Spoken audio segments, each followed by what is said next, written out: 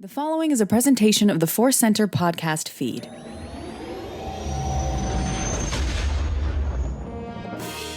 From the center of the galaxy, this is the ForceCenter podcast feed, and this particular episode of ForceCenter is one of our deep dives. We're going to deep dive into the factions of the galaxy. What does that mean? It just means all the different ways that we break down the kinds of characters we meet in Star Wars and all that great stuff. So we're going to have some fun doing that. I'm Joseph Scrimshaw. I'm Ken Knapsack, and this one's going to go back into the playgrounds of our minds as Star Wars fans all the way up to the modern day. I can't wait for this one, Joseph. It's like base level Star Wars discussion. I love that. Yeah. I'm really excited to hear your insights because sometimes, especially when we're talking about news, some things come up. I can kind of know, like, I think this is what Ken's going to think. There's some of these questions. It's a great mystery. Some of them I'm pretty sure what you're going to think, but others I do not know, and I'm excited to find out. But as always, we want to let you know that today's podcast is brought to you by Audible. You can get a free audiobook download and 30-day free trial at audibletrial.com/ForceCenter. Over 180,000 titles to choose from for your iPhone, Android, Kindle, or MP3 player. This week we are recommending A Test of Courage by Justina Ireland, a great High Republic book. To download your free audiobook today, you can go to audibletrial.com/ForceCenter. Again, that's audibletrial.com/ForceCenter for your free audiobook. And Ken, we have another offer, right? We are not done with the offers. Inside Editions, publisher of a ton of great Star Wars books, is offering 35% off across their entire website with a special ForceCenter code. To get your discount, enter the coupon code FC35, FC35, or visit the website with this link, insideeditions.com/discount/FC35. This week, we're recommending the Inside Editions book, The Lightsaber Collection, which we did on Tuesday's show. And we admitted that, hey, maybe we didn't change the note, but we also so love the book, we're going to keep recommending it. And there's also a lot of other Star Wars books on there. We'll highlight those as well. So check it all out and use that coupon code, depending on how you say it, FC35. Joseph, we love their work. They're happy to support them as they support us. Exactly. We're very happy to support them and happy to support either pronunciation of that particular C word. Not even going to say it because I always decide about halfway through the word which way I'm going to say it. And by then it's too late. And I've just said a third word that has no relation to the first word. Anyway, let's talk not about factions of that word, but factions of the galaxy. So here's my controversial statement. There are many different kinds of characters in Star Wars. So that's really what this is about, though, is kind of how do we think about who a character is affiliated with? So, because sometimes a character is divided by their affiliation during a war, or sometimes by their profession, or even sometimes their attitude toward the galaxy. And these factions, I think, can be important to Star Wars fans because they're a way to discuss what parts of the stories we're most interested in. Are you all about the pilots? Are you all about the Force users? Are you all about the bounty hunters? Or do you wish there were more politicians? All that kind of stuff. And it can inform what kind of merch we want, what era or eras of Star Wars we like and want to see more of, and just what we want to see more of in general. I think they can also be, an expression of the story expanding. I'm sure you and I are going to touch on this a lot, Ken, but when we were kids growing up with the original trilogy, there were a lot fewer factions to list when it comes to Star Wars. And in a way that's the way we thought of it, because there were so few that we saw on screen in those first three films that got highlighted. And I think the labels, it's also really interesting for me to discuss faction because those labels can be really helpful, but they can also be limiting. So it is great to be thinking about what does that mean to us in the real world, and what does that mean in the galaxy sometimes when one character kind of does try to limit another character by labeling them of you're just this, oh, you're a Jedi, oh, you're a scavenger, oh, you're a clone, and all of the sort of meaning will be put into their quote unquote faction, and that's a part of the storytelling. So it's interesting from that perspective as well. Of course, as we'll also discuss, a lot of these factions, characters could be a part of many of these factions. So with all that preamble, I want to dive in with the big picture, Ken. What are your big picture thoughts on this idea of factions? Do you find them a helpful way to look at Star Wars, or are they too limiting, somewhere in between? Where does your mind go? I think now, present day, too limiting, but deliciously fun, especially the list you provided here. You talked about, youth, and this is going to come up a lot. And when I said base level earlier, I didn't mean like in terms of discussion, but just like the building block foundations of your Star Wars love. There were two factions growing up for me: Rebels or Imperial. That's what it was. But and the confusion of like what I mean there is like Luke was a rebel, Jedi are rebels. Duh. Han was a rebel. I didn't care that he didn't really join the Rebel Alliance until he told Leia he was a general on Endor. I didn't. None of that mattered. Rebels, Empire. That was it. But is it a helpful way? It is to just when you're trying to look at people's perspectives on the galaxy and the story. This long list you got: pilots, bartenders, all those kind of things. Like it's really thorough when you're just like it's not necessarily bartender. It's a working class guy who might have survived the Clone War with his family, and now he's got a certain view on droids. Like it's helpful in that sense, but also like anything, like any labels, limiting. Yeah. I think that's what. At first, I was just like, let's discuss, who we want to see more of. But then, as I kept, writing all these questions and thinking about them, I was like, that's kind of what I'm fascinated about. Is there is this undeniable thing, I think, in the way that we humans process things is we sometimes need a simple label, right? Or how can you simplify the idea so it can be easily communicated? And then once you get into the idea, then you get into the complexity. It's sometimes I go on about tip of the iceberg storytelling, or like being in Hollywood and needing to pitch a story. You need that elevator pitch, that 15 seconds that gets to the core of what it is. And often that's hard as a writer because you're like, I wrote this whole story and it's about 27 things and you need to know this detail. And that complexity is the truth of the thing. But in order to make that idea sort of portable and quick to communicate to other people, you need this very short way to capture the idea. And to me, that's a little bit of what the factions are about. Is they're valuable because if you're just having a conversation with a Star Wars fan, you say bounty hunter, everybody knows what we're talking about, and we're on the same page. But like as the story develops, there's a lot of different bounty hunters. There's just total vile scum who love to hunt for money, and then there are bounty hunters who will take certain kind of jobs, but not others. Or they're people who have been a part of the guild and people who aren't, and like all sorts of complexity once you get into it. But you start with that basic idea. Absolutely. The point is there are layers to Embo, and we need to discover them. He's a complicated. That's my entire point of this episode. Let's get into Embo's layers. He's more than a cool hat, kids. Mm-hmm. All right. So I think also part of this did come from when we were kids. To me, you really liked the war, right? So you focused on rebels and Imperials. And to me, it was like you're a rebel, you were an Imperial, you were a Jedi, or a bounty hunter. Like those were the bounty hunter was the like, it's not just the rebellion and the Empire. There's a third faction who's mostly with the Empire, but they're different, and it's exploded so much. If we were on the playground in 1983, I would have been like, no, Joseph, Boba Fett works at the Empire. I read my friend who read Starscape. It would have been a great discussion. That's not what Starlog says. Yeah. Starlog, yeah. Here is my attempt to list many, but not all of the factions in Star Wars. And I'm just going to say, like, you could look at this thousands of different ways. So this is not a complete list. This is a subjective list from my attempt to kind of wrestle with what are all the kind of big picture labels that we could put on characters that we spend time with in Star Wars. So here we go. Jedi, Sith, Force user in general, Rebel, Imperial, Resistance fighter, First Order, Trooper in particular, Separatist, Clone, Military Leader, Pilot, Crime Lord, Bounty Hunter, Smuggler, Scoundrel, which was one of my favorites, Droid, Scavenger, Politician, Skilled Worker, Pod Racer, Bartender, Day Drinker, and Entertainer.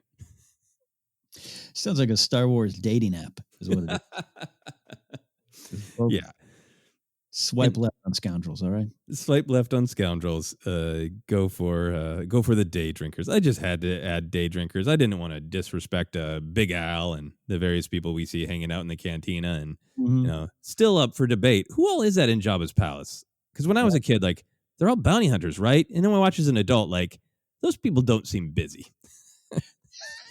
like Boba Fett fine. He's taking a break in between gigs or waiting for the next one or whatever. But I know there's a whole Tales of the Bounty Hunters book and Legends. But like you watch it nowadays, like when I was a kid, I had my Reese action figure. Reese was a bounty hunter, and now it's like I think that guy's just hanging out there. Yeah, totally. That's what I'm saying. And to me, I'm saying it all funneled into Rebels or Empire. They all had a place in the organization for me. I totally know what you mean. Yeah. And then skilled worker for me, that was like a big grab bag because I think we're seeing more and more of these characters come to prominence. I would, Rose is definitely a resistance fighter, but that's some of the charm of her character is that she's, an engineer. She's a techie. She has a real skilled profession, and she chose to, use those skills in service of this cause. Or somebody like Queel, who is really just like, I'm skilled with my hands, and I was, enslaved by the Empire for it, but now I have built my own life out of, my specific skills. So I feel like that, is a faction that's kind of getting a little bit more, Opipit. Opipit is a skilled worker, a little bit more of their day in the sun. What do you feel like I missed, or where does your mind go when you read that list? No, I think you really did it all here. This is how long did this take you? Did you watch all movies this weekend? No.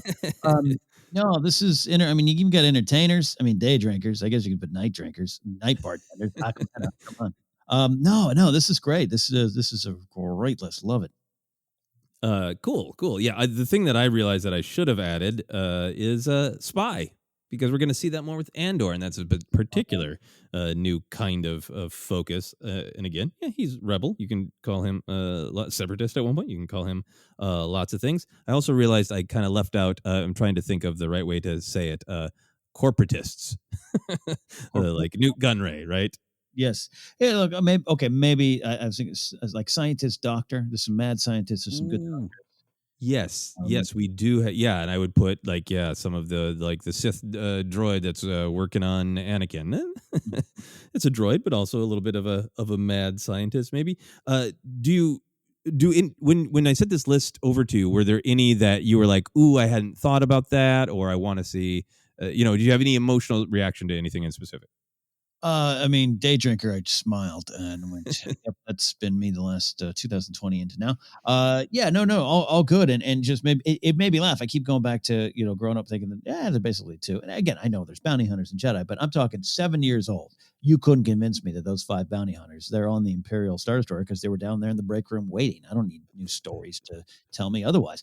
No, I just laugh because it's, resistance fighter versus pilot. Yeah, there's a difference. They hang out in different circles and have different points of view on their accomplishments in the war. So all that stuff, it's a great list.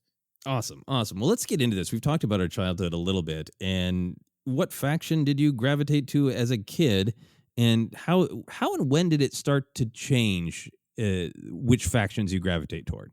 Yeah, sure. So jokes aside about Rebel Imperial, even then a scoundrel, because I'm such a Han guy. But I'm not Han on the surface.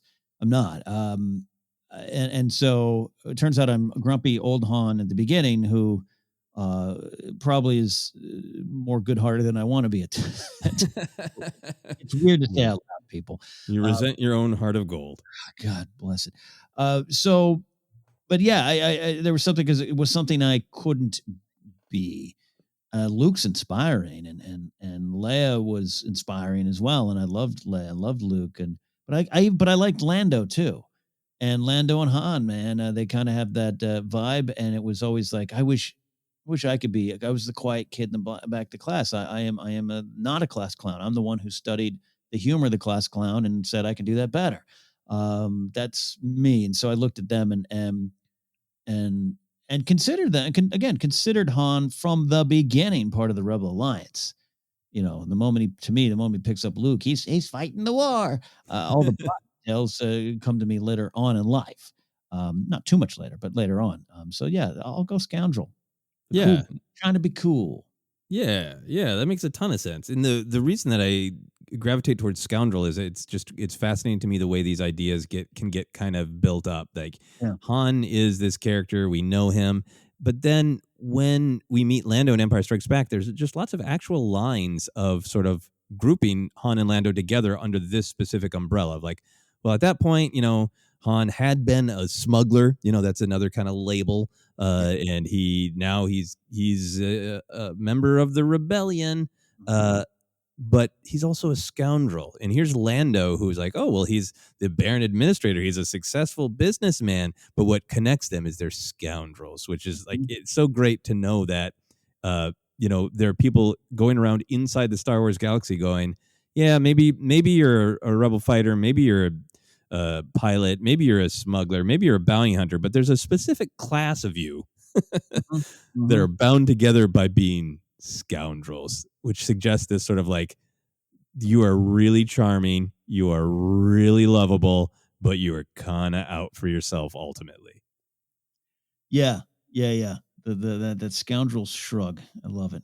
Yeah. And so I think I liked the idea of that could be a group of people as scoundrels, and that I would have liked to be a scoundrel, but I did not think it was possible for me to be a scoundrel. So I really, really gravitated toward the Jedi. In the Force users. I think just that idea of being connected to something larger, and the fantasy / analogy of using that kind of power like Luke could, and Yoda and Obi-Wan, and wanting to know more about this mysterious lightsaber wielding weird characters really was what fired my imagination the most. I feel like Scoundrel felt achievable in the real world. By others, I couldn't achieve Scoundrel, but Scoundrel felt achievable. Like, yeah, you could get a cool beat up old car, and you could kind of be Han Solo in real life. Yeah.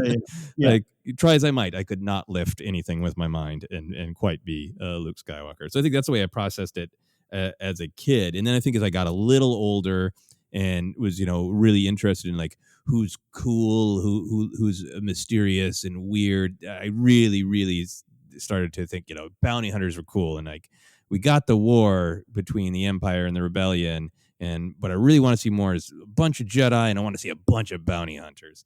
So as I grew older, I got more into the bounty hunter faction. Interesting. Bounty hunters. Yeah.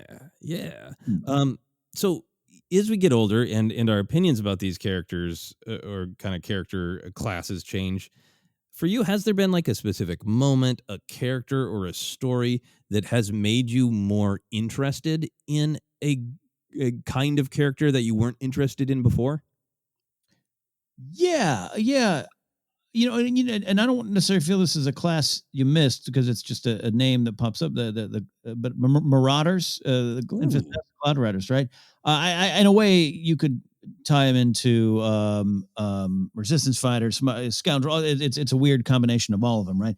But I love what it represents, and I'm more and more, even to this day, moved by the brief moments, all too brief moments we get with Enfys Nest and the Cloud Riders of just like her taking off that helmet's huge to me because it's just this like it's a bigger movement. It's bigger than me, and I need you to know who I am, and I need to just have a drink because this is enough, man, enough. And I've become interested in more of that story and how it ties into the rebellion, right? Mm-hmm. And how the rebellion ends up being this really militaristic operation. And I love my Radises, and I love my Andors and Leias and Mothmas, all those characters. But I love the grassroots kind of approach, which I think Rise of Skywalker ties into it. Just like, let's bring it back to that.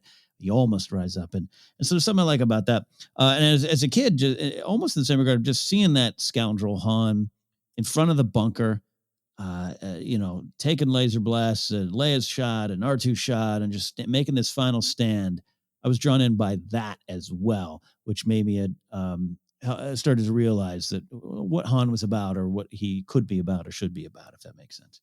Yeah, absolutely. And I think Marauders Pirates, that's growing as a faction. I think that is a big one that I missed. So thank you for bringing that up. And I love that's the power of Enfys Nest, right? That's even set up because this is the kind of thing I was talking about, that in-world way that these factions get used. Like it's we can look at it from the outside as when we were kids, Rebel, Imperial, Jedi bounty hunters, way you divided up your action figures because you didn't have a Wuhair to have a bartender section yet as an action figure. But in world, some of these terms have meaning, and I love the way it's presented in Solo of like they're just marauders, and we all know what that means. That in Galaxy of like they're they just swoop in and take things. They're not even part of like a organized crime gang. They're not bounty hunters who are going out on assignments. They're just swooping in and taking what they want,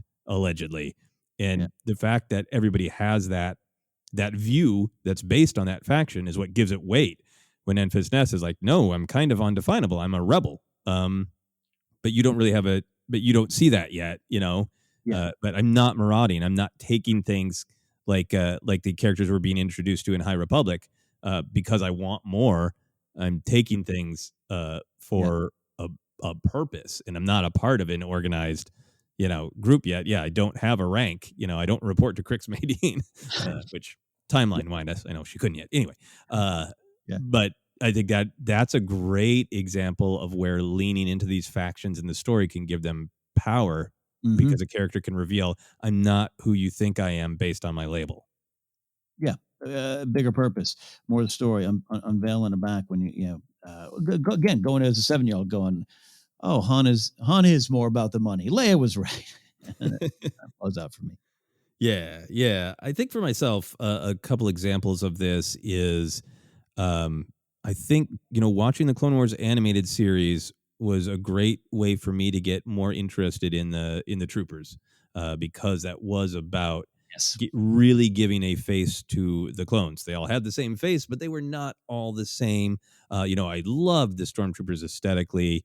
They both terrified and delighted me. I, loved them as a kid, but they were the symbol of this, just faceless, endless wall of evil from the Empire. It's how they enforced it, and the way the clones are handled in the prequels. We get a little bit of that sort of humanity between Cody and Obi-Wan, and we get the shock and the trauma of the clones turning on the Jedi. But like, especially at the end of Attack of the Clones, that shot that you and I both like, that we've talked about a lot, that really presents them as they're a symbol of war. They're a symbol that Palpatine's manipulation succeeded, and there's this just faceless army that's gonna go out in the galaxy, and there's gonna be, more and more conflict because of this. So I think for me, for the Clone Wars animated series to really get to see their perspective, get to see their diversity. I really like Echo. I'm excited to see the Bad Batch. And I think back in the day, if you had pitched me a show like Bad Batch, I'd be like, I don't know, I'm not that into the troopers. But now I'm so excited for it because we spent time with that character, those kinds of characters, and gave them life. I really love what you're saying, because I'm someone who loves, I go on and on about, I love the look of a biker scout. I love Hoth snowtroopers. And even I mentioned G.I. Joe. I love Cobra soldiers. They're just the best. I love every design. They're not the good guys, but I don't know them on an individual basis. And I think that carried over a little bit into my love of Star Wars, and particularly with the start of the Clone Wars animated series. I'm right there with you on that, where even now in our rewatch, you're looking back and going, oh, these were much more effectively used than even I remembered or give it credit for in the beginning of they are both, faceless soldiers, but also individuals that you can tell the story of war in Star Wars and what it affects. One of the great tools to tell that story. So I think that's a great answer. A great look at the Clone Wars changing the view on trooper class. Yeah, and I think another one for me is pilots. I've always liked the space battles, but the movies, you get your Wedge, you get your Zev Seneska, you get your complaints from Hobby, but I never read those books. I played the Rogue Squadron game, and that was mostly Luke and Wedge, so it was more like I like the idea of flight and space battles, but it was a lot of staying attached to Luke and Wedge. And I know other people have just loved pilots. Like that's one of their big Star Wars things. It's such a great reaction to the Squadrons video game. But the Alphabet Squadron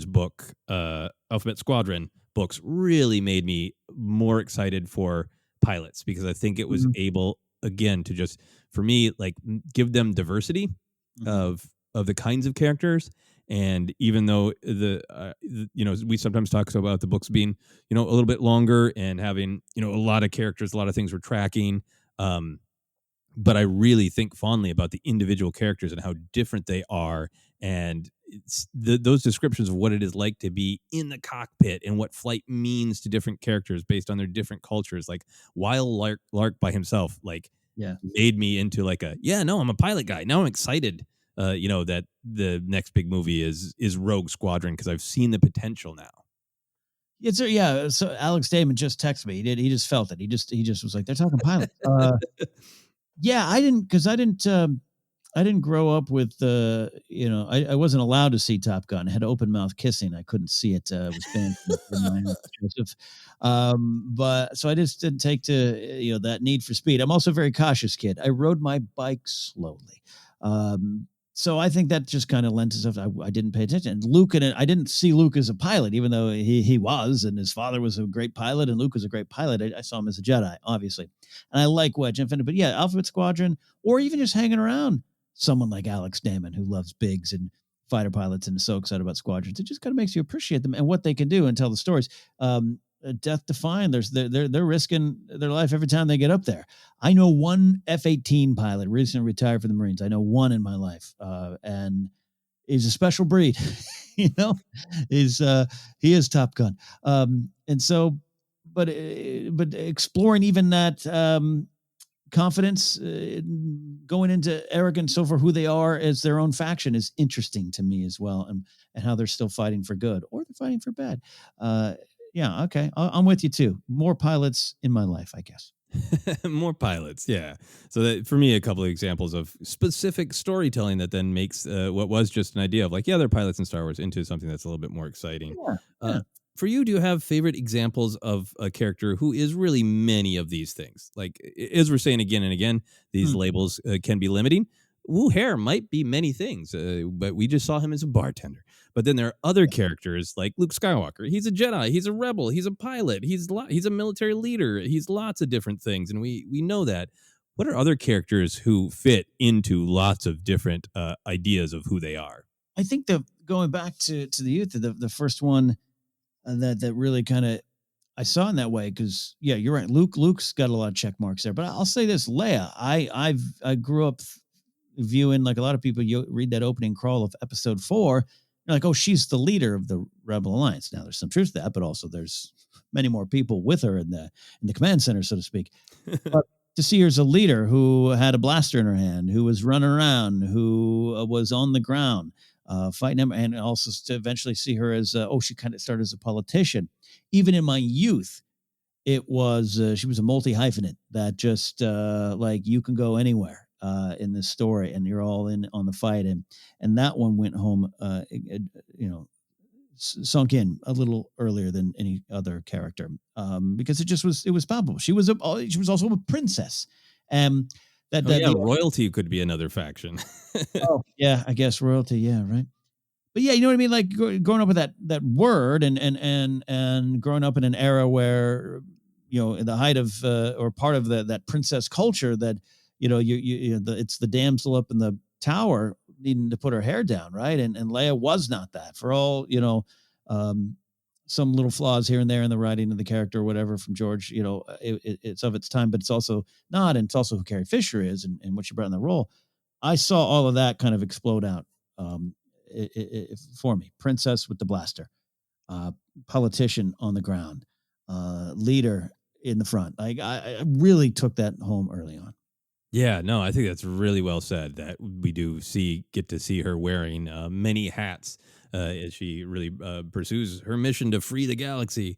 A couple that jumped out to me because it almost feels like there is it's such a part of their character, their journey. But Asajj Ventress came to mind, that a part of her story is trying to figure out where she belongs. She Asajj, spoilers, she's trains from a Jedi that she meets, right? But then gets taken in by Dooku, and she's not really a full Sith, but she's definitely a dark side Force user. She's definitely a military leader. She is definitely on the side of the Separatists. more so, I think, on the side against Jedi than any actual, like, yes, I've read the separatist, mission statement. I'm all on board. But like, uh, so she's definitely on that side of the war, but not entirely because she believes in all those different things. And then when all of those things sort of fall apart, she becomes a bounty hunter for a little while, but she is a bounty hunter with like her own rules, who's going to do what she's going to do. I would say that I can definitely slot Asajj into the scoundrel Yeah. role of, charming, charismatic, might not have, you're really drawn to her, but she might not have your best interest at heart, the exact same way Han and Lando Yeah. could have that vibe. So just a lot going on with Asajj, and I feel like a part of her story is, who do I want to be? Where do I fit in? Beautiful answer. Beautiful. And master and apprentice are, two more sub factions, I guess you could say, right? Yeah. What you're saying here. Yeah, that's a fact. Because you could write a Star Wars biography on Asajj Ventress called Asajj. No title can contain me. And she herself tries to work through it, like you just excellently said. But she's a fascinating character. We do love her here, and probably a character that is very popular, but I think deserves more due. Just what I didn't think about it down to the bounty hunter, and obviously I'm aware of her story, but just like she moves through the factions pretty well, more than any other character, and feels the weight of each title, feels the weight of each name as she searches. That's powerful stuff there. See, good stuff. You got me thinking about something I hadn't thought about before today. Nice. My other selection was Rael Averross, who I think is a Jedi and a day drinker. Good old Rael. I'd take more of that. That's the one. What's an overlap that you haven't seen that you'd like to? That it's almost this fun game of just going through the list and playing, mix and match. Like I need a droid politician. What sounds interesting to you of kind of a combination of ideas of identities that we haven't seen yet? We kind of got it. I'll say Jedi and Cook, which is Porter Engle from High Republic. I kind of want that. But I wouldn't. I don't. Oh man, it is really just you're looking at it. You're looking at a cross between the two. Could it be like skilled worker and Jedi? A Jedi who's like, I'm going to throw off all of these the Jedi order. I'm going to go open up a small business. Me and people are going to clean, and I'm going to change the galaxy one floor at a time. No, I like this. I mean, because I am really intrigued by, we get to hear little bits and pieces of this. It's like, not every Jedi go out on the field on missions. I think Jocasta Nu is that, right? That she's an archivist, she's a librarian. And how many other Jedi are there like that, who are like, no, I'm a Jedi engineer. Like, I design things, I build things, I fix things. Get a little bit of that with some Lego stories, but that's a whole different thing. I think that's great. I love that. Yeah, I mean, I'm joking a little bit, but also in the seriousness of just like someone who would just be like, look, I know that name, that title Jedi causes some opinions, and I'm that way, but I'm gonna rub elbows with those I'm supposed to protect a little bit more, and see how I can influence and help on that level, while running a dry cleaning business. Yeah, no, I like that. That's fascinating to have a Jedi who would kind of take on some ideas that I think Ahsoka really stands for, of go through life and help who needs help, and that idea of like, I'm going to run a dry cleaning business, and I'm not going to go running across the galaxy to get involved in something, but if there's a problem outside my dry cleaning business, I'm sure as hell getting involved. Again, I know it overall is kind of silly, but I see something there. Yeah, but I mean, that's the thing, is an idea that initially sounds silly can really have depth and be fascinating in Star Wars, because Star Wars has this elasticity between the depth and absurdity, I think. I'm really intrigued by the one of the characters who's being described for Kevin Scott's High Republic novel that hasn't come out yet, which is with a sort of a Jedi, maybe, that's a blade for hire. Is that like, kind of the ultimate, I think, from maybe people our age's dream come true of a Jedi bounty hunter? Could it be like Boba Fett meets Luke Skywalker? What would that be like? I'm very intrigued by that, and that's because it's like I don't quite know, like, did this character leave the order, not want to be part of the order, was never invited in the order? Like, there's so much there. Yeah, and yeah, we've definitely seen that, like with Asajj, with the Force user, turning to that, and I think there's much more to be explored there. The entertainers, in Star Wars are always the background characters. Everything from Max Rebo to my beloved Lulilo Primarch, Vat Weirdo in Solo, and I know in some of the comic books they've done some bigger arcs with this. I was reading one of the Star Wars arcs where the rebellion gets an assist from an actor who is also maybe dabbling a little bit in being a spy. But I think just because of my own life background in the arts, live performance, I'm so interested in a Max Rebo figure.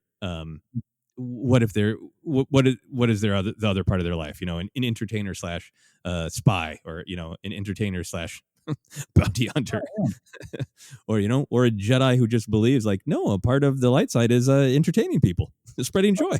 Yeah, well, you talk about spies and Andor series and what the potential of that. What, not saying this is in that series or needed to be that series, but what you're describing, it's I don't know, it's World War II like to me, to just kind of speak in general terms of, I'm a crooner and I got to get some messages to the Empire, or from the Empire to the rebels. Like, that's some cool stuff there. Yeah, and I mean, in all the many Star Wars comic books and in books, I have not read them all. I'm sure there is more stuff like this, but there is that real power to that of, even in real life, it has changed. But like back in the day, I'm a big fan of Sinatra and Dean Martin and Jerry Lewis in that era of entertainment. You read those biographies and, like, yeah, no, we worked for mobsters because that's who owned the clubs, so we had to. So depending on which era of Star Wars you go to, somebody who's just like grows up on Gleon Psalm and like, I love music, and like, great, you work for Jabba now. Yeah. That's the way it is, because that's who controls things. Like, what is that's a really interesting story to me of, well, what else? I'm in the back rooms with these guys, these real crime lords making things happen. Oh yeah. What do I do with that? Imagine like Ula, telling, giving some information to the rebels, Luke or something like that. Yeah, I love that. Oh yeah. I mean, there's the Cy Snoodles episode of Clone Wars dives into that a little bit. So very interested in all that. Yeah. So you've mentioned video games, Mm-hmm. and we've usually got factions in video games that are like the Force user or the bounty hunter or the pilot or the trooper, which makes sense. They're the characters who are built for action, right? To do things that one wants to do in a video game. But what kind of these factions do you want to see in future video games? We've got that open world game that has been announced, but we don't know anything about it. And there's a lot of discussion of, look, what kind of character? What do you want to see in a video game that you haven't seen before? I would love to play around with the idea of starting out as just a regular old denizen of the galaxy. Maybe you are a bartender. I don't know why I'm going to the Opipits and Wares of the galaxy, but maybe you do own a restaurant. Maybe you do, and then you start seeing the state of the galaxy, and you start getting involved, or you're forced to get involved, or bad things happen. You gotta, I'm not saying you're Liam Neeson going out on taking revenge. I'm just saying, like, start at that level. You don't have a great calling. You are not royalty. You are on the ground. You are in the galaxy and part of it, and stuff is happening in the galaxy. And what do you do? What are the choices you make along the way as you get higher up, or maybe lower, depending on your morality, I guess. Like you can Red Dead Redemption. Love making choices. Do I punch the guy or ask him to go away? What do I do today? If you could do that in a Star Wars video game, I'd be interested in that. Yeah, I really like that. I think there's something really powerful about that because of these narrative video games, get so much power from relating to the journey of the character. And if it starts with sort of like some sort of every person of the galaxy, and like, well, yeah, it's a dangerous galaxy, so I've got a blaster on my hip. I have fired it once, but I'm not like Mr. Gunplay. I'm not a blaster slinger. But whatever happens in personal life, or somebody gives you a mission that you have to become, a bit of a warrior, you find in video games, that'd be really cool. I'd also love that from the smuggler thing. We hear that about Han, but that seems like a fun way to start a mission too. Of like, at first I'm not involved in a bunch of nefarious stuff or big wars. I'm just trying to take things, illegal things from one part of the galaxy to the next. But I get all cut up in this. That would be really cool to me too. Yeah, and again, it's unfolding in front of you. What are you going to do? You and I talked about when they announced the open world game, this version of the open world game of the choices are so key to Star Wars. Yeah, and I do like the game that you have pitched many times about being a manager, a sports figure for the pod racers. Yes. Yeah. Thank you for humoring me, but no, I'll play it with you. But look, come on, you'd want to manage Team Toe Plagueis. Oh yeah, I want to manage Team Toe. Yeah, I can get Team Toe. I can turn things around for poor Team Toe.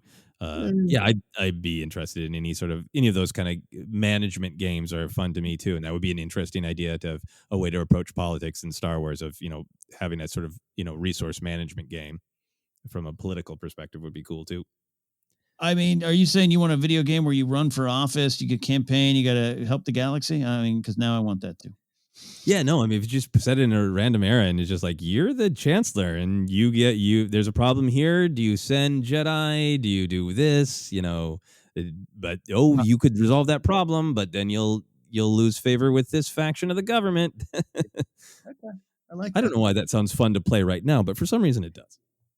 I'm there for it. We'll release our collective video games as a double-sided video game feature.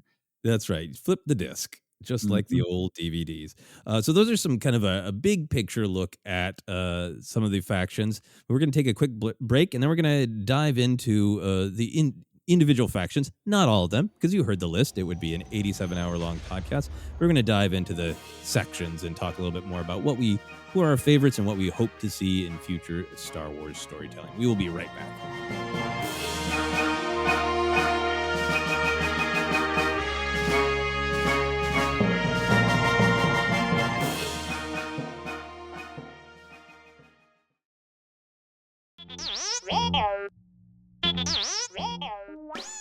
Hey, ForceCenter friends, make sure you're keeping up to date on all the great content from Jennifer Landa.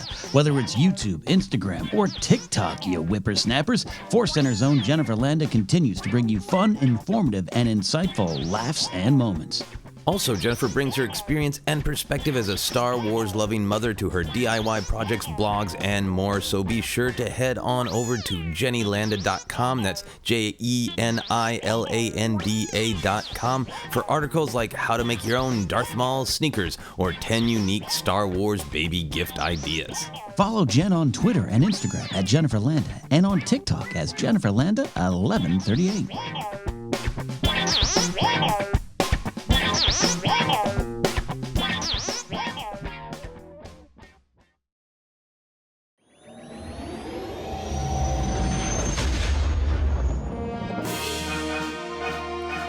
And we are back looking at factions in Star Wars, how they help us understand characters, how they limit characters, how they help us express what we're excited to see in Star Wars.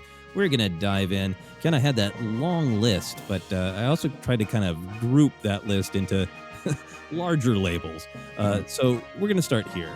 We have our Jedi, our Sith, our General Force user. That is a pretty big umbrella.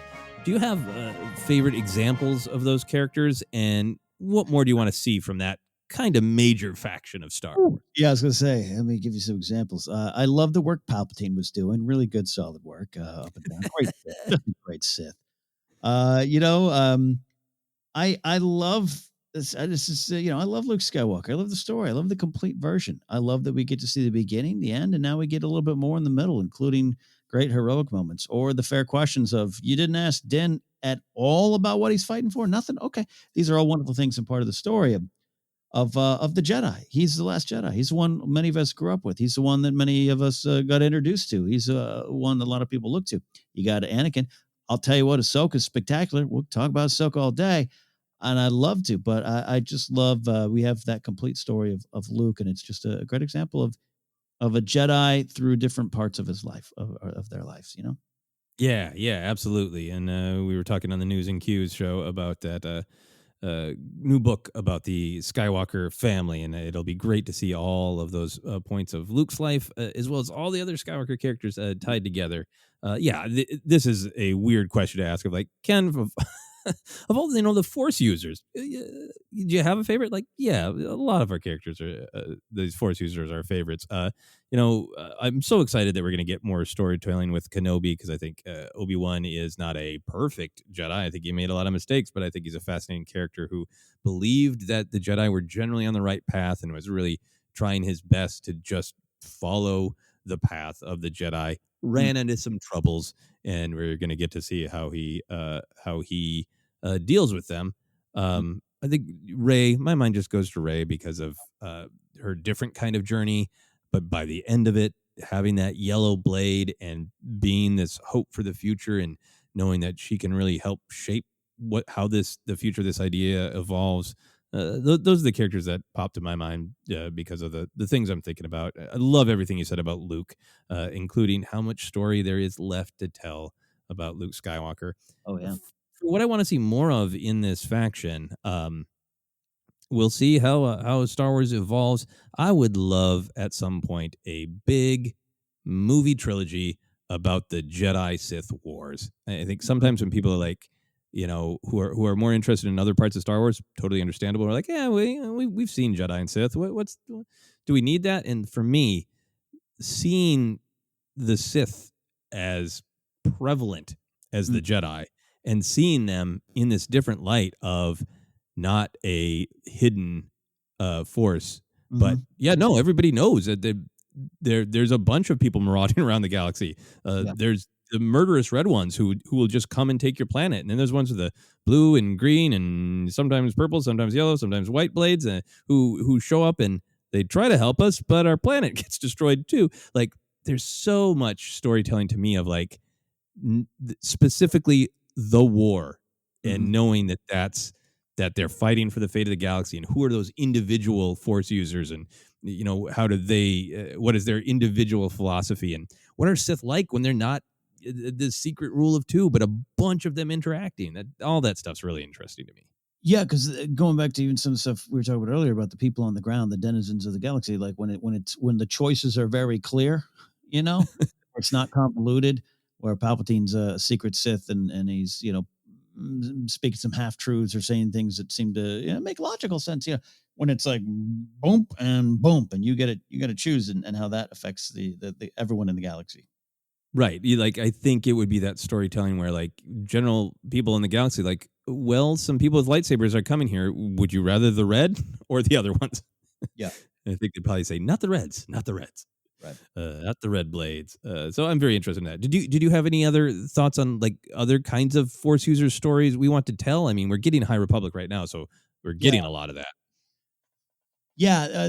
In a way of we get so much to beginning of their lives. And I talked about like Porter Engle, he's 300 years old. He's in the High Republic for no one, for people that haven't read the books yet. The first book, Light of the Jedi, no spoilers. He's 300 years or so old. He's been around for a bit. He's kind of decided to stay in the fight. He's not retiring. I said he's a cook, but he's picked up that hobby, but he's still out and about. He's still on the frontier. So we see a lot of Padawans. We see a lot of, and I love to know more about the Jedi trials and all that stuff. But what about those Jedi that did decide to step down? A lot of them get apartments in the temple or on Coruscant and just kind of finish out their days. I'm not saying I want a Jedi retirement home company or something like that. But like, what does it feel to lose your place in the bigger story? But also as you start to accept the end and accept where you're going. So we get a little glimpse of it with Yoda on Dagobah Return of the Jedi. To me, he knows it's the end, and it's a big, powerful thing. And this is his time. He can't go fight Vader with Luke. It's on Luke, and Yoda can only do what he can. So, just kind of the end of the story. We see it with Luke too, obviously, as I said just a bit ago. But just the rank and file Jedi, the ones who are like, what do I do now? Who am I without this great purpose? Yeah, no, I love that. And it made me remember also that there are lots of ways to look at the Force, lots of different kinds of Force users. I should mention the Night Sisters. I would love to see more about the Night Sisters. There are those of us who all seem to have at the same time some energy, some mood that the Leslie Headland show might feature a Night Sister. Maybe it still will. If it does, if it doesn't, I would still love to see some more storytelling around the Night Sisters. Yes, 100%. 100%. Because this idea of in and around the Force. That's why I love Lor San Tekka and the Church of the Force, and that's kind of, or Shared Amway and Baze Malbus. The Force is Maxi Big, the Force, and a lot of people have different relationships with it. Yeah, exactly. Maxi Big. There we go. That's the title of a dictionary about the Force. Now we're going to move on to this large grouping of factions. These are all actively involved in wars or military factions. These are some characters that you have really responded to in the past, Ken. So we're talking our Rebel, Imperial, Resistance Fighter, First Order, Trooper, Separatist, Clone, Military Leader, Pilot. What are your favorites in there, and how else do you want this group explored? Look, I definitely want my Imperial officer hour-long drama, of rising in the ranks of an evil empire. But what I'm more intrigued now is whether they be politicians, leaders, military leaders, spiritual leaders within the Rebel Alliance. This is why I always say I'm fascinated by the rebellion against the Empire. I love as they continue to unfold different ways to fight.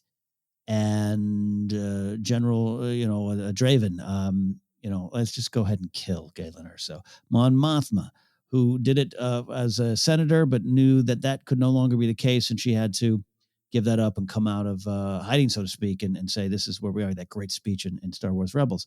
And then the Saw Gerrera of it all, where it comes from a pretty darn understandable and good spot.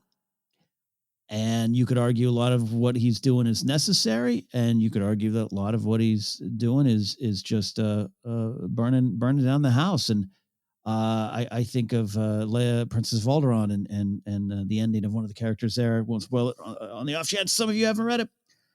And what it means. We hear a lot, and you raise those great questions about Jedi and the powers and knowledge and defense, and when is it time to raise the blade, and those big moral questions in Star Wars. But I'm just fascinated by the Rebel Alliance and leading up to your guy.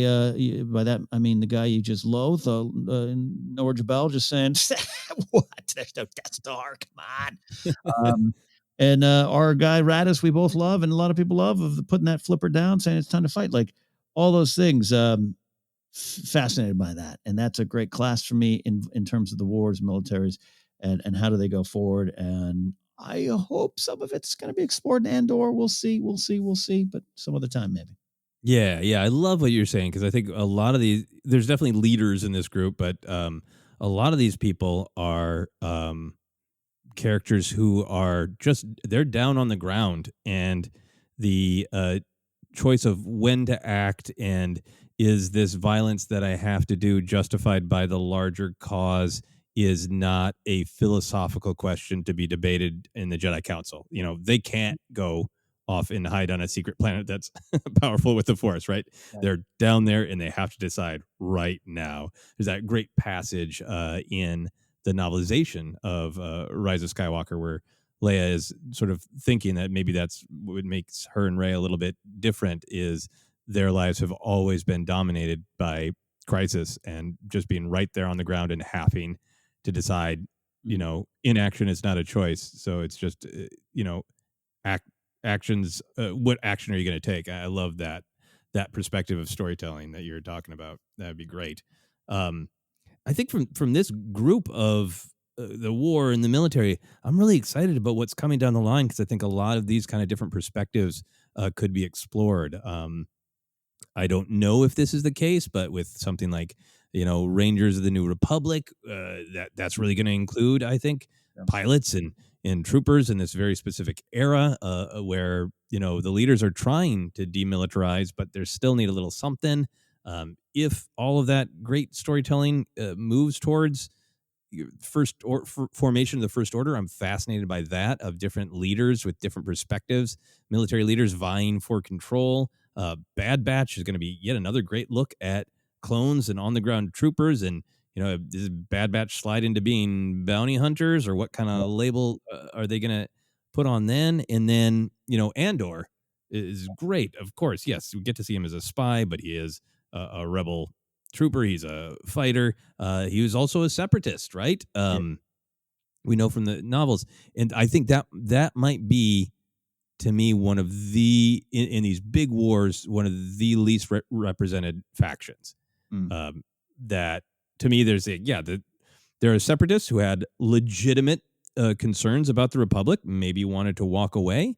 And this is one of those times where we get to really thrill at Padme being right, of like, okay, let's sit down and have a conversation with planets who have legitimate grievances, and let's try to figure them out.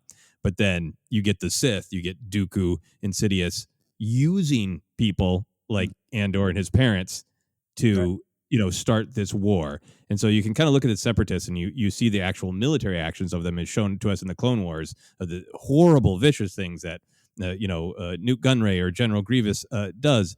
And they've kind of manipulated people, I think, like Andor and his family, into doing it. So we get a little of this with Mina Bonteri and Lux Bonteri, but I'm really hoping there's some of that in Andor, of like, here's what I thought I was fighting for, Right. Yeah. Oh, yeah. That's a great. As you're talking about, we always go to the example of Mina Bonteri, of someone you can really look up to and understand that as a separatist. But it all, not for naught, but just like it all spirals down to something she just wasn't aware of, the machinations of this evil lord, and how does Cassian Andor, raised as a separatist, doesn't trust Jedi, reconcile that angle. That's great. I love that take. Yeah, and how he sees the history of the galaxy. So I'm really excited that we're going to get, and obviously with pilots, Rogue Squadron, like, the next Star Wars movie, that's a pretty big highlight. Yeah. Pilots are going to have your day here. Yeah. And honestly, playing Battlefront 2 gave me more love and respect for troopers of every kind. Oh, yeah. So we go now to the Dark Underbelly of the galaxy, one of the factions that we haven't talked about as much. We got our crime lords, like Jabba or Dryden Voss or Maul for a while. And then, of course, bounty hunters, smugglers, scoundrels. Maybe not fair to lump scoundrels in, but So what are your favorites here, and what else do you want to see explored in this general subsection of Star Wars characters? Yeah, hey, look, obviously I said a lot about the scoundrels, and look, they don't want to be tossed into that, but they're hanging out in those bars, so be careful, all right? Who are your friends? Look around you. Who are your friends? I do enjoy the crime lord angle. Jabba, that the Guillermo del Toro story, he wanted to write the Godfather like Rise of Jabba or whatever, like that's cool. And I'm fascinated by Dryden Voss a bit. I think Dryden's an underrated character, but I know he has his fans of just like, who is he and why does he enjoy snacks so much, while also what he's collecting and who he serves, and even his appearance in Clone Wars season 7 got me just excited. Like a lot of people, like, oh, look at this Dryden. But just crime lords overall, which is weird because I'm not like Shadows of the Empire touches upon it a lot, and all those kind of things are out there. But I just to see it dealt with again with the backdrop being the rebellion or the Empire and the oppression of the Empire and how it works and how they grow, but also that they're there for a long time. That the Hutts, as we hear in High Republic, the Hutts are very, very present. Not yet in the story, but just like everyone's aware of the Hutts and the cartels. So I'm fascinated by that. Yeah, we get to see him a little bit in the Clone Wars as well. Yeah, there's something about I don't need it to be Jabba, but there's something about the Godfather that Star Wars is so good at pulling in different genres of all kinds and still making them Star Wars. There's something about that essential Godfather story of like, this is my business, and I know that it's not a pretty business, but I've also got my family, and I try to kind of keep my family out of it. No, that didn't work. Yeah. That story through the Star Wars filter in some way, I would love that. Yeah. I think for me, the biggest thing here is, I still want to see the Kira versus Maul. What happens next with Crimson Dawn? Maul is such a fascinating character to end up to start out thinking he's going to be, a part of the Sith take over the galaxy, and now he's just, running spice for profit. He's quietly planning revenge so he doesn't get smacked down again. And Kira's just such a great character who also defies some of these things, and fits into lots of different. I guess assassin could have been yet another faction. I don't know if Kira's an actual assassin, but she does what she needs to do. Yeah. Yeah. So I'd still out of Enfys Nest is up there for sure. Absolutely tying that in her story into the story of the rebellion. But what happens next with Kira and Maul is one of my Star Wars stories that I'm most excited for that really fits into this category. Yeah. Oh yeah. Droid. We've barely talked about droids, and they're so important. Obviously droids can be many things. They're their own faction because they're, droids, a whole different kind of being in the Star Wars galaxy. But we've also seen droids that are bounty hunters, certainly skilled workers, pilots, troopers, crime lords, the droid Gatra, lots of other different identities for droids. What other overlaps do you want to see? How do you think like the story of droids can be pushed forward in the galaxy? Right, we got that Disney Plus movie coming too. Look, I have to admit, I've admitted it before. I'm not going to deny my sins. People I'm a little like Obi-Wan. I don't treat droids that well sometimes. I'm trying to work on it and grow as a Star Wars fan. And I love 3PO, BB-8, R2, Chopper. I came to love him when I didn't necessarily like him at first. So I'm all for it. And I like L3, by the way. Let's not forget L3, who would be in my face going, yeah, you treated me and my droids bad, and I don't like you. Change your ways. So I would love to see, I'd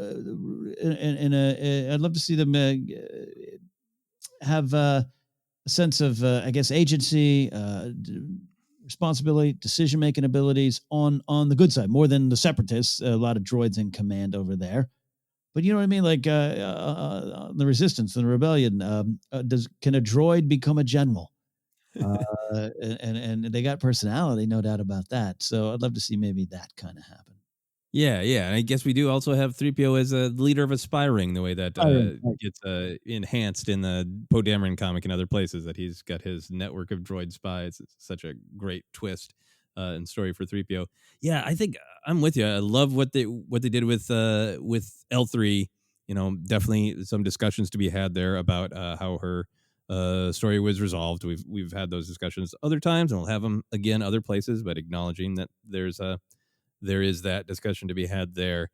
I'd love to see if it's a comic book, if it is a Disney Plus show. I would love the challenge of a droid as the main character, period. It's not a story from the droid's perspective as they witnessed great events of the galaxy and did things. It's not the R2 story where he's kind of secretly the hero, where you trace out like, oh, wow, the galaxy would have fallen apart without R2-D2 specifically. But just no bones about it, main character. And, what is it they're trying to do? I really like some of the storytelling that happens with droids, that their programming evolves and they become different from where they started. It's been approached a lot in books and comics of you can, and in Mandalorian, I guess, that you can program them and you can add personality patches and they can head in specific ways, but sometimes they just develop on their own, or they start with a certain personality set from the factory. I think there's a lot of interesting stuff to be explored there of, if a droid developed a personality, L3 has this of like, no, you're going to respect me, and I'm leading the fight for droids being respected. So we do have a little bit of that in L3's story. Yeah. But I'd be fascinated by a droid who's just like, I'm obsessed with being a hunter of artifacts, like a droid who wants to be, an archaeologist. Hey, there we go. There's another faction I forgot. After fans are screaming at us.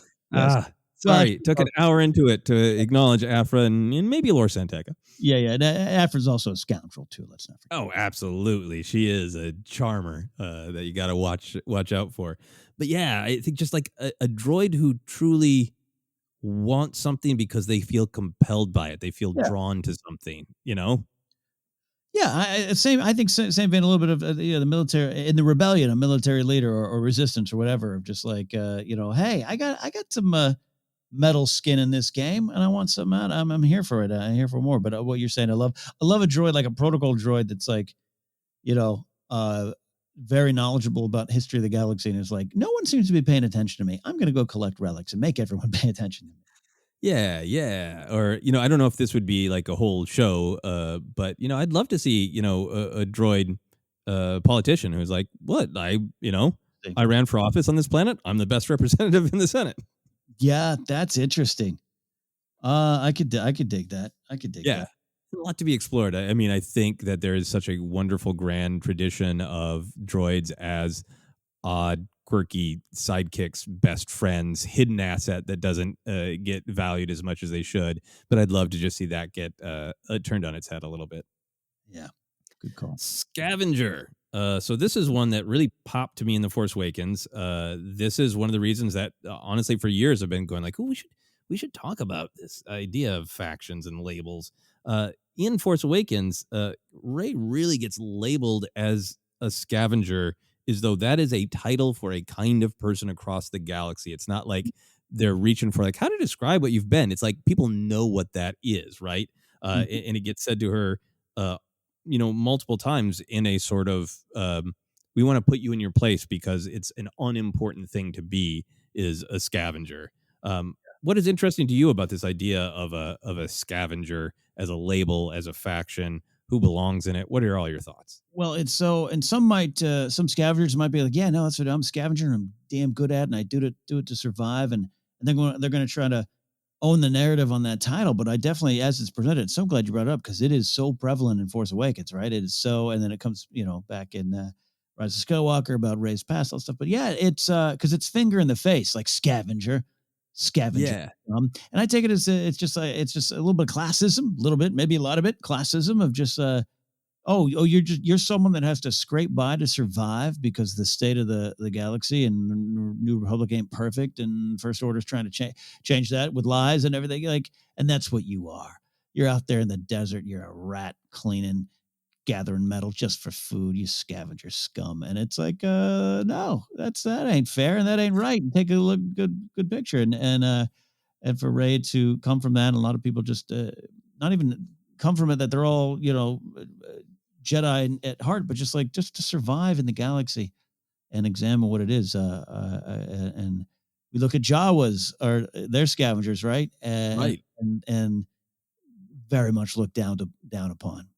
Very much looked down upon by a lot of our characters in Star Wars. So yeah, let's dive into that. The socio-economical conversation around scavengers in Star Wars. Yeah, no, I mean, that is really what it is. Like Jawas, there's a lot going on there. I really like Mandalorian really showing that, like, yeah, no, they have a culture and they have a community and they like specific treats and they hang out on their patio on top of the sand crawlers.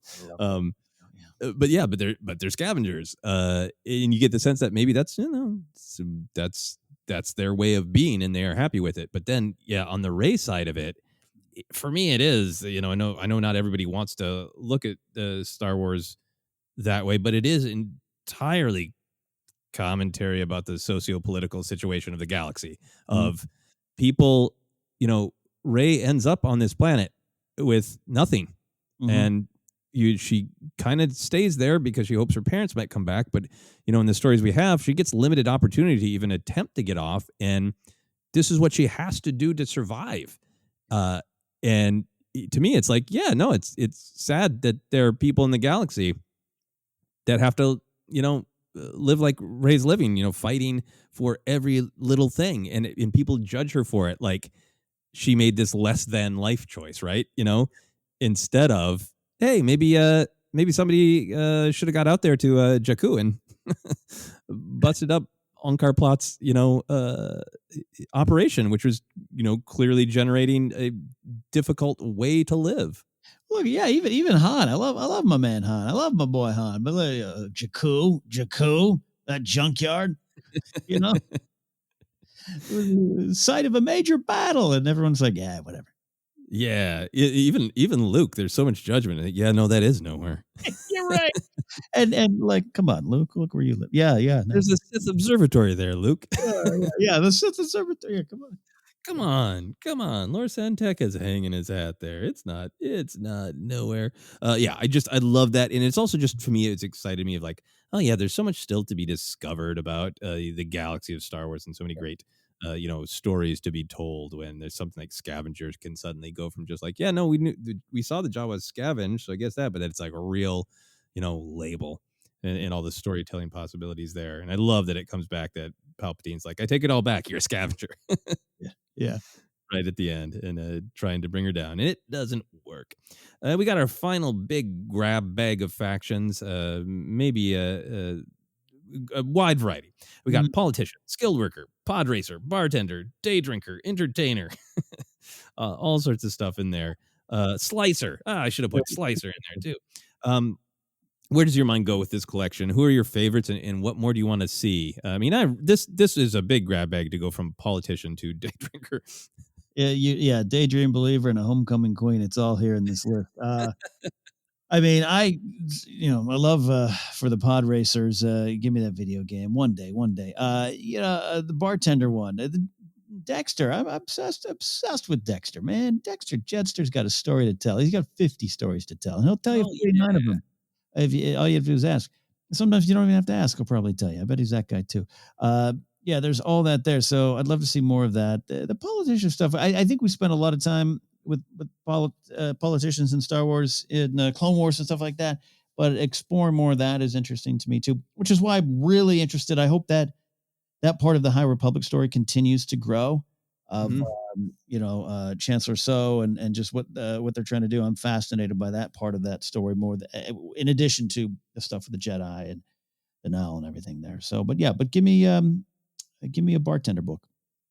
Oh yeah. Oh man, that would be great. Yeah, I would love that. I just really want more political stories in Star Wars, the books, and have dived into it a little bit more. Certainly the Padme books, because we're spending time with her as Queen and Senator, that we're diving in there. But I would love that in some more screen stories. Obviously, that's been for years one of the great debates about the prequels of, are the politics interesting or are they boring? I am on the interesting side. I'm on team interesting. So I have really high hopes for Mon Mothma in the Andor series. She's obviously at that point she is more I guess she would still, depending on the timing, might still be in the Senate, right? Yeah, absolutely, yeah. Because we don't know exactly. I don't remember exactly when Andor is set. Anyway, to politician, military leader, kind of some of both at the same time. Bail, also, I'm really interested in spending some time with those characters there. And of course, Lilo Primarch. I want to spend some more time, even if it's in a book. If it's a little golden book, I don't care. I want to see more of Lilo Primarch, that weirdo floating around, singing songs, acting in a big suit. Great. Oh yeah. I would be really interested for a video game or maybe even a Disney Plus show for some of these just really different kinds of careers. The stuff that gets briefly seen on screen but gets expanded in books. I would love putting together a gang for a mission of like, in order to do this, we need a politician, we need a famous pod racer, we need an actor, and we need this day drinker who's a washed up slicer, and we're going to rob all of the casinos on Cantonica. It doesn't need to necessarily be that, but something where like all these people have really different life perspectives, really different skills. We need Wilro Hood. Yeah. And let's bring them together. Might be a fun way to kind of keep the action and the tension of Star Wars, but celebrate, on screen in a big way. It is a little bit what happened with Queel of like, look, the Ugnaughts aren't boring just because there's like skilled workers. They're not boring. And to do that with a bunch of different of kind of characters, Star Wars characters who have a little bit more real world jobs, that would be really cool to see. I say, give me Ocean's 11 on Canto Bite, post haste in Disney Plus. But I was trying to go, when you start talking, I went with a different direction. On the Disney Plus app, they got a lot of those like day, and I forget what it's called, like Day at Disney, or in there, whatever. It goes around and follows like employees at the park or this and that. Like I'd love that with Star Wars. A day in Star Wars. Bartenders. Just do this realistic documentary style program about it. It'd be kind of fun, slightly tongue in cheek, but I think insightful into the Star Yeah. Wars story. I absolutely think that General Hux was making someone in the First Order do propaganda videos about the construction of Starkiller Base. Yeah. Yeah. I'm sure that exists. Yeah. Yeah. Right. That would be fun and weird to see. And then this is how we get our official like live action OP Pit, because I know the design was based off something in Force Awakens, right? Yeah. Yeah. But I mean, like to get OP Pit, like we're spending a day with OP Pit, the head janitor on the Colossus. I'd love that. Please. This whole episode really, I said I was going to talk about Embo. We didn't get a ton of time, but we've had multiple mentions of Opipit, one of the best Star Wars characters, I think. Are there any other specific factions or kinds of characters that we haven't discussed that you wanted to? I mean, it's funny you mentioned missing archaeologists, and I missed saying that earlier. Because I do love Afra, and I love the potential Lor San Tekka in the same kind of vein, adventurer, collector. You mentioned it too with a droid going around. That is some fun because I think it's a fun way to tell Star Wars history as well. And the Afra comic, I haven't the current one. I'm way behind on, but the other one too. It touched into that at times. Wacky, crazy adventure. Afra's just a whirlwind of story and drama and emotion, but there's along the way there's some just cool like going through the galaxy and looking back at the past with it. Look, I'm an Indiana Jones fan, so if you want to put that more in Star Wars, I'd be happy with that. Yeah, and I think going through this whole list and discussing it with you is just a huge reminder that we've got a lot of different stories diving into some of these different characters in books and comics, but it'd be great to see them featured more on screen. Yes. Yeah, so I also wanted to ask you, now that we've had a chance to really talk about it, dig into it, what do you think is important in the story of Star Wars that we do get to see characters who defy categorization? I mean, some of them are just like, Luke Skywalker, he's a main character. He does all these things. Leia does all these things. Han's change from scoundrel to, rebel hero of the rebellion. That's his journey. Other characters like Asajj get sort of dislodged from one identity who has to find another. So we've definitely got some storytelling about the characters who defy categorization. What is important to you about telling that story in Star Wars? I think in one, the Star Wars is about finding your place. So that might be something that leads to a title, but you are way more than that title. And also what you become in that category can be lost or it can be changed if you've gone down the wrong path. And that's all part of the big Star Wars pictured. So own who you are a little bit. I'm kind of a Tyrion Lannister fan too of, hey, wear what you are on your sleeve and no one can use it against you. But I also think that you're not defined by that. And that's part of Luke staring out into the twin suns is he maybe should have been more present as a moisture farmer, but also he wanted to be a hero. And he got to go be both and learn what that second one really, truly meant. And he had his views changed on it and grew within that title. So that's part of the Star Wars story. Yeah, I think that is well said. I don't think we've said well said this episode yet, so I'll say it to you. Well said. I do think characters define categorization or sometimes really owning, no, this is who I am. This is who I wanted to be. I think looking at these factions or labels, it's clear that Star Wars makes an argument for complexity, that nobody is just one thing, that people contain multitudes. They can be different things depending on who they choose to be. So on one hand, it's like, oh, it really is a celebration of nobody is just one thing.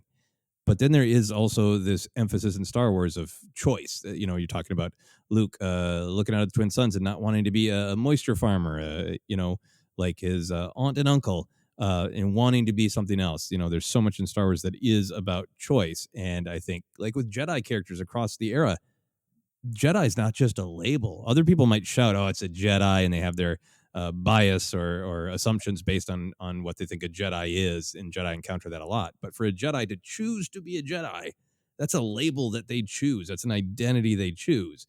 But then within that, I think, a conversation with the Jedi would be like, no, I chose that. I am a Jedi, but I am also all these other things. So for me, I come back to the words complexity and choice, and two real important ideas in Star Wars. Love it. Final question for you, Ken, is something that could either be a fun, wacky comedy question or a frighteningly deep question, and you get to decide. What do you think your factions are in the real world? For you, Ken Knapsack, what labels do you think of to define yourself? So, comedian, broadcaster, podcaster, um, um, but the one that gets assigned to me the most, and I try to fight against it, but it might be more true, is grumpy. So, You're a grumpy. I love that. That's just a grumpy. noun.